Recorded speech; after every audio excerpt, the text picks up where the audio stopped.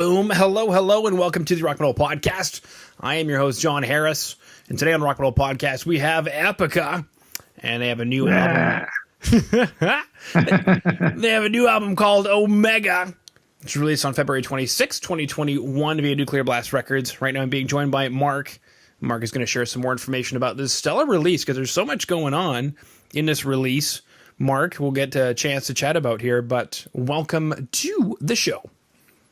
Thanks for having me. Absolutely. Great to have you on. I love the fact that you're reclined, you're relaxed, you're ready to go. It makes me feel like I should be reclined and relaxed. Yeah, I almost never see anybody doing interviews while laying down, but I think maybe I'm inventing something new here. I hope so. Yeah, because it's much more relaxed when you lay down. Mm-hmm. Now, in the pre-roll there, we were chatting about, you're in the Italian countryside, restaurants are closed. I was actually just watching, unfortunately, I can't remember his name, but a chef who runs a Michelin star restaurant, and he spends a lot of time like going out to local farms and getting his produce there. So he'll come back with like fresh cream that he has to pasteurize. Is that something that you do? No, here we actually only make wine. So that's the only thing we do, and all the rest, the crops and the nuts that are growing at the tree, that's all for ourselves. Sometimes we give away some pistachio nuts and some walnuts and some mandels. How you call them in English? We call them manderle. Okay. But most of the stuff we're here producing is for ourselves. So that's also, I think, a very healthy way of living. And I'm really happy that I have now this piece of land here next to my house where I can actually do that. And so I always thought, like, when I'm retired, then I have all this stuff available. Yeah. But now I already feel like 1 year being retired because I'm all the time home. Yeah. So I already can get used to it a little bit. Which takes me to my next question. You spent all this time at home, but I mean, a very productive time, it looks like. Was this album going to happen anyway? Like, was it on the docket anyway for you guys to do? Or is this something that really came together more so because of the situation that had started unfolding? No, this album was planned already previous year for September. But it got delayed due to the COVID stuff. But we were in the middle of the recording process, actually already towards the end, when the pandemic hit. And we were just finished with the choir and orchestra recordings. And then, then we recorded vocal in my home studio. And Simone had to record hers in our own surrounding, close to Stuttgart. Mm-hmm. And but we were quite fortunate that we were finished at least with the choirs and orchestra, because that was quite a big deal. If we had to record them later, it would have had a really big delay. And like this, we delayed it just to February, so of this year. But still, the touring is not happening. But it's for us important that at least we release it now and not delay it any further. Because I'm very eager for it to be released, and the fans are as well. So it's about time now. Mm-hmm.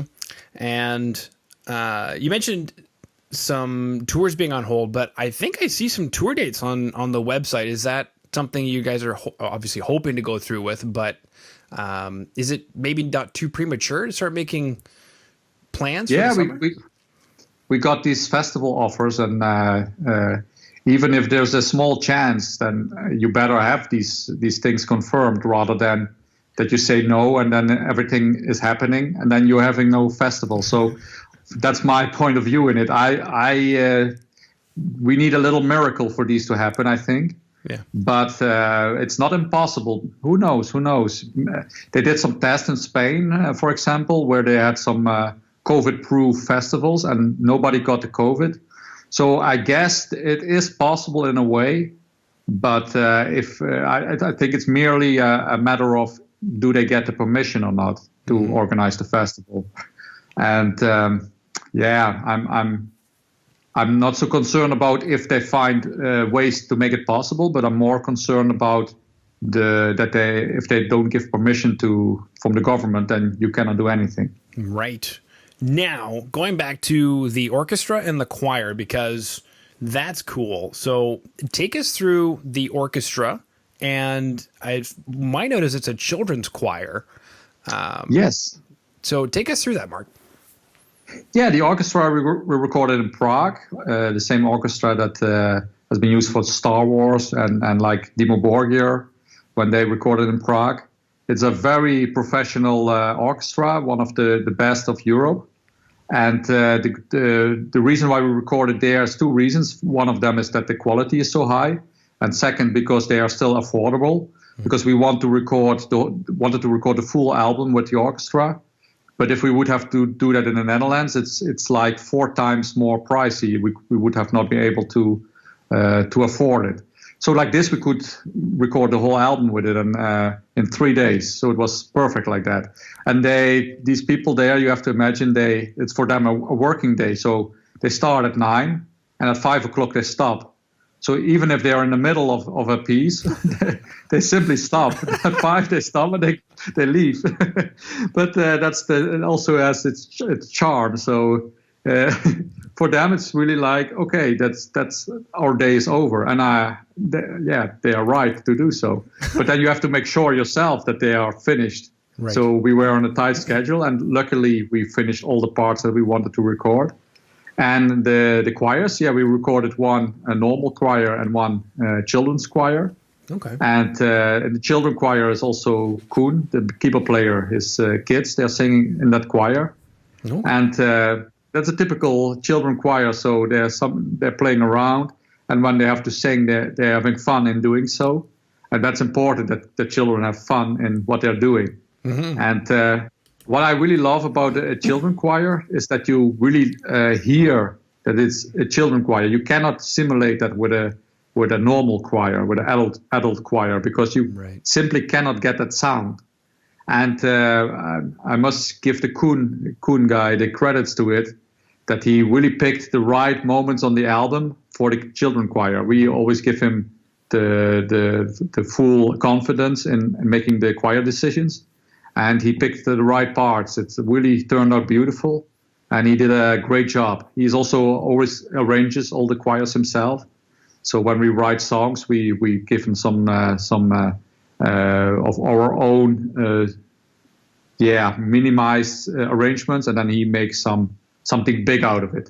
Okay, that was one of my next questions. Is did you guys write everything for the choir and the orchestra, and then just hand it to them, or how? Yeah. Yeah, that's how these things go. Yeah, I remember the first album we recorded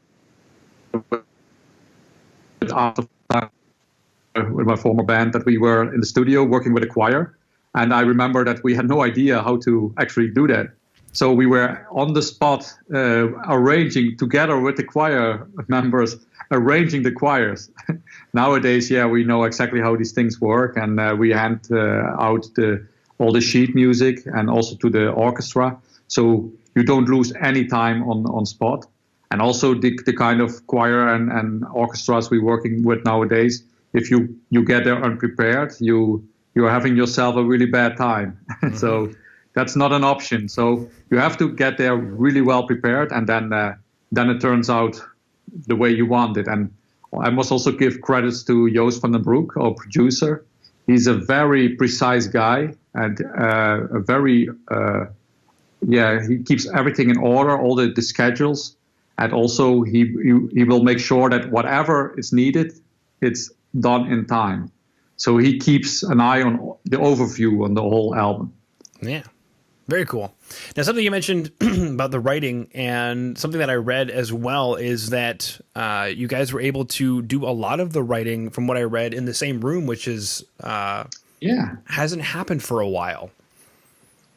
No, because the last time we were really like in a rehearsal room working together, that must have been like Consigned to Oblivion, and then there was sometimes some stress vibes, and I don't want to blame anybody for that, but nowadays we are with people that are in a positive mood. So we decided to let's give it a try again, and it worked really well this time. So sometimes you have to go back to your roots and do it again like in the past, and then get rid of the things that went wrong in the past, and that turned out really well. So I'm sure that for the next album we're going to do this again. And because I was a bit scared to really like so intensely work with each other for 5 days in a row, because you really have to know each other really well, and also I must also say we are grown up, and everything is different nowadays. So it was the right time to try such a thing again, and I'm really happy. I'm really happy that we did it, because the songs really did benefit from it, and it also I felt like we got really inspired in a different way again by doing so, and I think that the album sounds also more fresh due to this 5 days that we spent with each other in the same building. Mm-hmm. So the whole album was written in 5 days? No, we already had our stuff written, but in an earlier stage than normally, we would start working on each other's tracks. So everybody brought his and her songs to the table, and then we started, really like trying everything, doing some experiments here, working on vocal lines. With some songs, we really put it all upside down and changed a lot. With some other songs, we kept basically what the person had written already. Mm-hmm. And but nothing was holy, so to say. So everything that we thought could be better, we just did it. And that's also a good thing, that you can always be brutally honest towards each other and say this can be done better, without that somebody's insulted. So, and you never know. Back in the days, back in the days that you have this kind of, youthful, naive things that somebody wants really a part in the song and some others want it out, and then you can have a discussion about that for 2 hours. Nowadays, you just step easily over it, and you know that everything, whatever anybody says, is just for the reason to make the album better. Mm-hmm. I think that all that stuff, I think every band recognized this kind of discussions when they were young and when they are older. And the bands that keep having these discussions even when they're older, they simply never grew up. Yeah, it's a good way to put it. Now, when it comes to the album, I'm looking at it right now, 12 songs, 70 odd minutes of playing time. There's so much stuff. I listened to the album, incredible stuff. And I guess my first question is, you're welcome. Is there a theme to the overall album? Is there like a concept behind Omega? Is there like a story? Yes, there's kind of a theme, but it goes like in many directions. So the main theme is also the end song of the album Omega. It's dealing about the Omega point theory, which is a theory from a French priest back in the days, that he stated that everything in the universe is fated to swirl towards one point of unification. And that was really appealing to me, and I thought, like, if the universe started with a big bang from one point, poof, there was the whole universe. Mm-hmm. And in the end, it's swirling towards one point of unification again. It's like a circle. And everything in the universe is circles, basically circles and spirals. And I've always been fascinated by circles, the whole flower of life, mm-hmm. The seed of life. It's all circles. And it's a beautiful thing, a circle, because even life and death is like a circle. But also the thing of a circle and a spiral is that when it comes to the end, it's not the actual end, but it continues. Right. And that's also my view on life and death. For me, it's not over. The death is not the end. It's just a transition. And that's my philosophy. Of course, we all find out when we are actually dead, mm-hmm. if it's true or not. But at least I hope so. Yeah. Because I wouldn't like it to be that there would be nothing. That is for me a really sad idea. Well, I'll make a pact with you, Mark. If you go first, you just let me know what happens. But if I go first, I'll let you know what happens. Okay, deal. Well, and, let's hope it takes a long time, though. let's hope it takes a very long time. That's right. Because as of recent, because I've got lots of time at home myself, I've been getting back into martial arts and Chinese martial arts, and yin yang is a very big part of that with Taoism. And so it just, as you were talking about cycles and circles, I immediately started thinking about yin yang. Definitely, the yin yang is also like a circle in which you have the dark and the white part with these two little dots inside. Yeah. It's a beautiful symbol. It's really one of the symbols that you can look to it all the time and wonder what is all about. I cannot imagine anybody seeing that symbol and thinks like, oh, it's just a normal normal symbol. Yeah. It's something really extraordinary. It's so beautiful. Yeah, absolutely. Now, something else I have here is first studio album in 5 years. Is that true? Yes, it seems like it was not that long, but actually it is already 5 years ago. Yeah. Wow. Okay, because you guys have been busy though. Yeah, because we had released 2 EPs and a book, so it feels like the time was much shorter. But it's in fact from the holographic principle to this one is 5 years. Wow. I guess take us through that. What was that like sitting down to work on, a full length after 5 years? Yeah, for us, it also didn't feel like it was 5 years. It's just like you that I read it somewhere or manager said it was 5 years. And then I realized it was so long. For me, it didn't feel like 5 years at all. Yeah. So the only thing what we did was at a certain point, we had like a short break of like 3 months that we were having some holiday, to reload the batteries, and this period, even though it was pretty short, it really worked well for us to recharge the batteries and be totally ready for the next album. Because if we would have started right away writing the album, I think the quality could have suffered from it.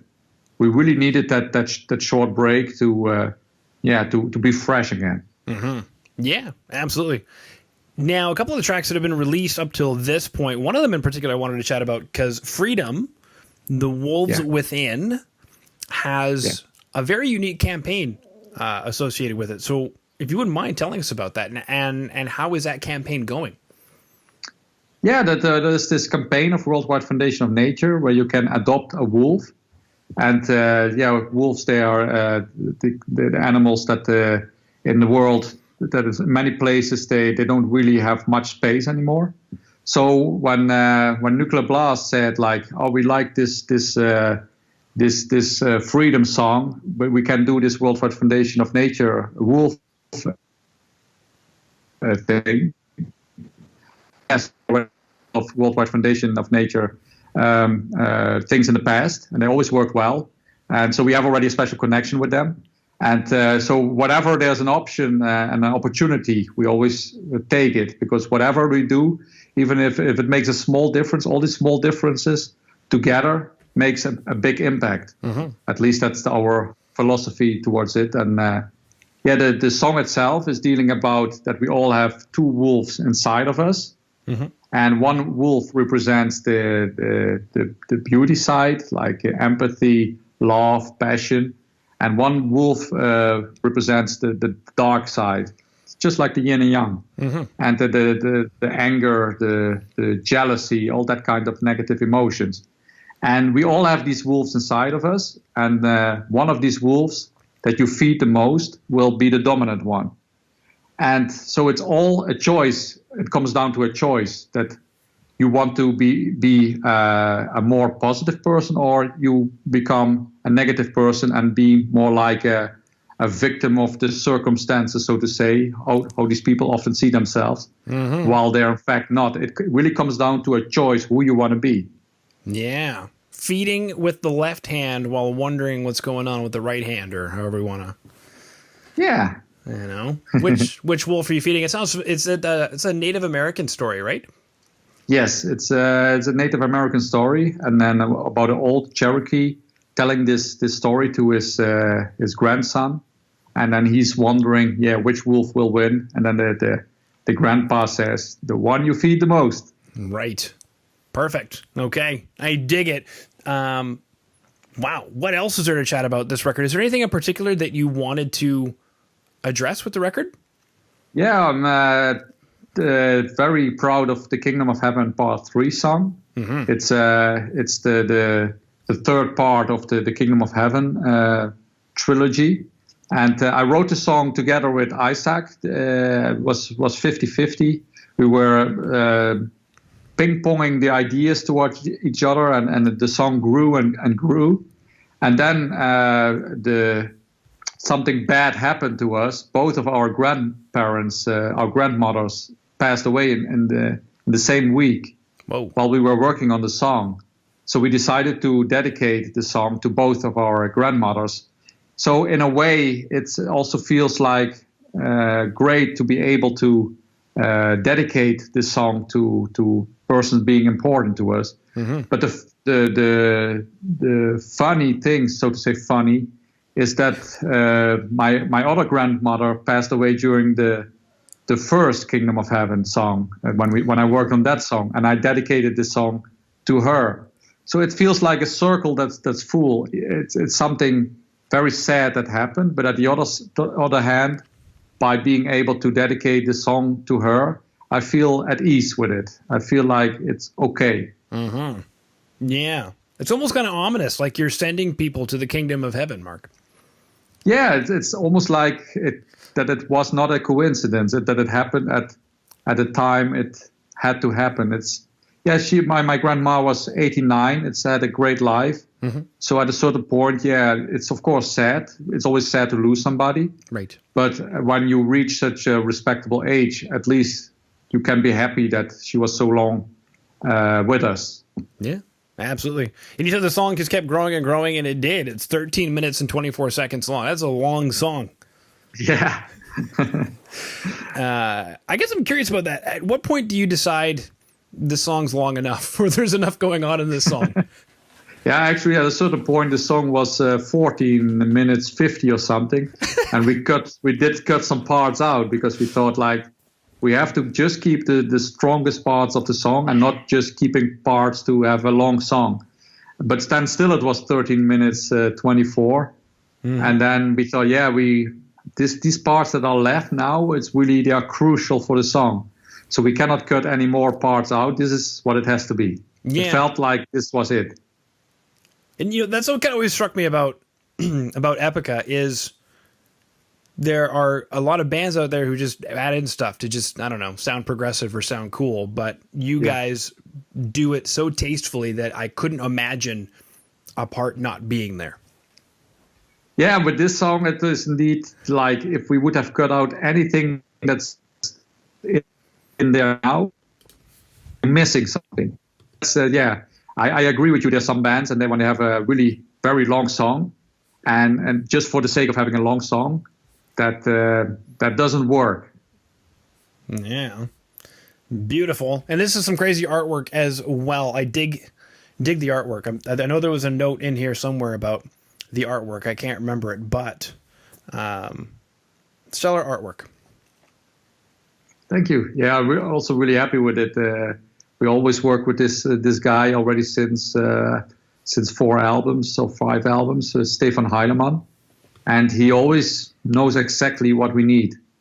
So it's a really great guy to work with. We always send him like the lyrics and the music and short notes of what the story behind, and then he goes wild.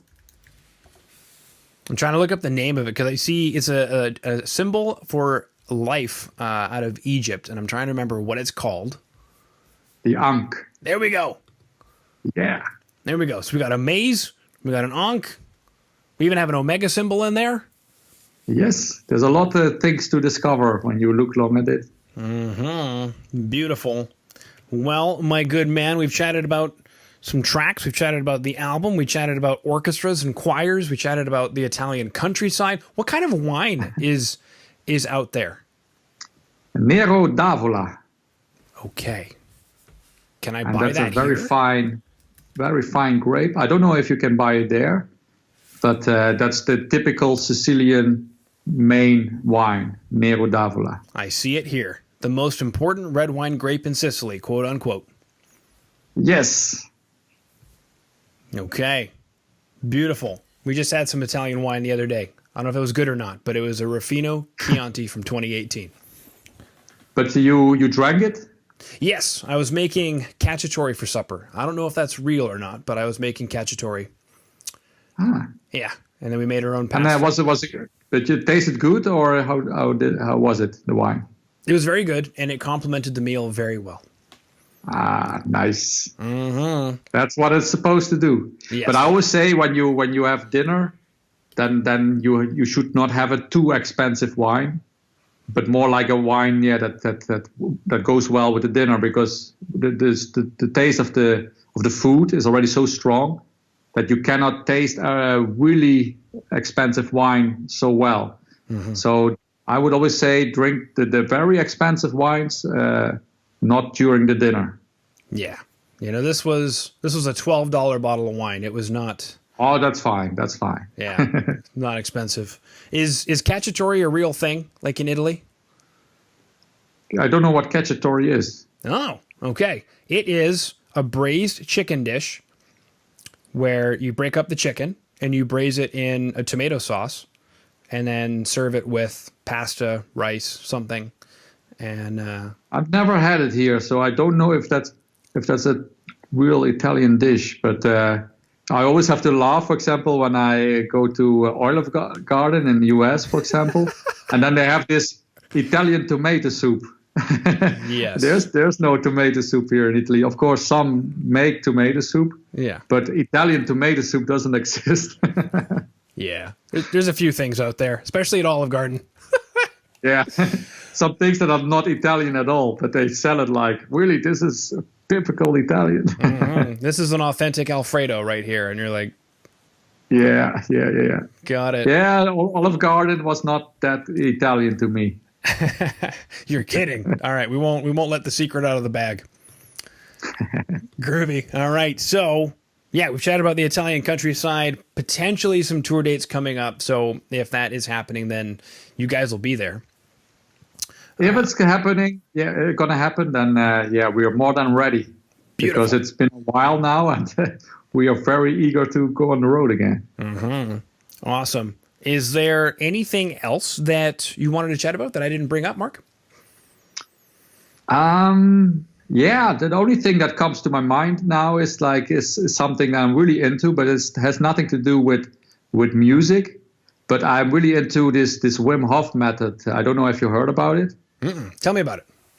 It's a method that you expose yourself to coldness, and I think especially now that people with the COVID, a lot of things are dealing about illness, and this system, this method from Wim Hof, is boosting your immune system a lot. And I'm doing it myself since 3 years, and ever since I never got the flu anymore. And so for me, who had always like 2 times a year the flu, to not have ever had the flu again since 3 years, since I'm doing the method, for me is something like mind-blowing. Mm-hmm. So everybody who's seeking for ways to make their immune system work even harder, to face whatever comes on their path, and especially now, I would suggest dive into that. I for example, I built myself. I got so wild with it. I did build myself a cold bath outside in my garden. I went into it for today for like 12 minutes, and today it was like 5 degrees outside. So it's like freezing your ass off, literally. But it really works. And also when you get out of it, you feel like reborn. It's like your battery is 100% full again, and you're ready to conquer the world. It's really amazing. Well, I'm glad you're able to stick with it, because I don't know about this in particular. I'm on his website right now, but I had done cold shower type stuff. On and off. And I admit, it feels great, but I'm never able to stick with it. Yeah, that's the problem to stick with it, because it's quite annoying at times. Especially, I must say, especially the cold shower I find more annoying than the ice bath. Because the ice bath, you go inside and you lay still and you feel like comfortable at a certain point. But the cold shower, that the water keeps flowing and you feel more cold. At least I do with a cold shower than with an ice bath. But I also do the cold shower thing. I like the end of the shower. I do like 1 or 2 minutes cold, pure, full cold. And I also had in the beginning troubles to stick with it. I stopped it, got sick again.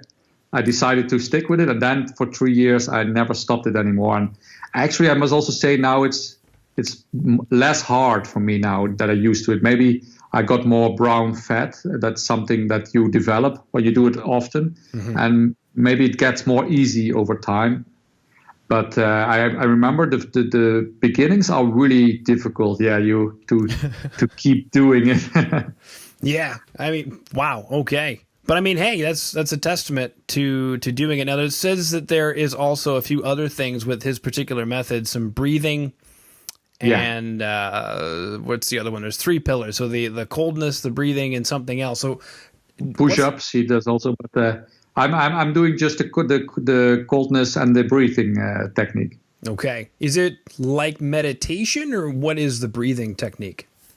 But the breathing is like you inhale, exhale for 30 times, a lot of oxygen, and then you hold your breath. You do one last, and then you hold it, and then see how long you can hold it. And it's also like when you're done with these exercises, you feel like a little bit like also recharged. And during that you do it, you feel like a little bit high.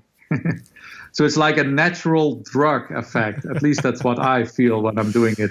So I'm a little bit addicted even to doing that, because I don't use any drugs. I want to be drug free. The only thing I do is sometimes drink a beer. Right. But this breathing technique makes you feel a little high. And so for me, it's like the natural way to feel like, very happy. Yeah. My other excuse, Mark, is I live in Canada. So it's minus 20. Actually, it's very warm winter right now. It's hovering around 0, but usually right now it's like minus 30 outside. Yeah, but it's not an excuse, because on the Wim Hof has a Facebook, and there's a lot of people. I'm also one of them, part of that group. And there's people from Canada posting pictures how they are doing ice baths in lakes. So they cut a hole in the ice and then they go inside. And I'm a little bit jealous actually to them, because I want that too. Very true. You're probably gonna have to leave wine country though in order to do that. Yeah, but next week there's going to be one night that is going to be -1. And then in the next morning, maybe I find some little bit of ice, a little bit on top of my that little ice bath. So hopefully I can do a natural ice bath that morning after, for the first time this winter. Hopefully. Yeah. Do they put, I've heard putting candles underneath the grapes to make sure they don't freeze. Is that something that happens? I hear we never did that, but maybe that's happened, but I never heard about it, and we never did that. No, okay. Do you guys do anything when the temperature drops that low to prevent the grapes from freezing, or is it not a concern? No, here we don't. We just take it the way it is. So if for example the temperature would drop too much, and there was already the blossom is already there, then we just have a smaller production for that year. Mm-hmm. But it almost never happens. And the really professional winemakers, they probably take a lot of extra care for their wine gardens to prevent that from happening. But we are a bit like, it comes the way it comes, and go with the flow. Okay, beautiful, sweet. So we went ahead and added in some Wim Hof method to our interview. Become strong, happy, and healthy, just like you, Mark. Yes, yeah, and he has all these records with staying in the ice bath for 1.5 hours or something. And now some guys broke these records, but he was the first having these records, and it's amazing. I still cannot stay longer than 20 minutes inside, and this guy 1.5 hour. Unbelievable. Yeah. Very cool stuff. All right. Well, Mark, I believe that concludes our chat. So I just wanted to thank you for coming on to the Rock Metal Podcast today. Thank you as well. It was a nice chat, and we had a good time.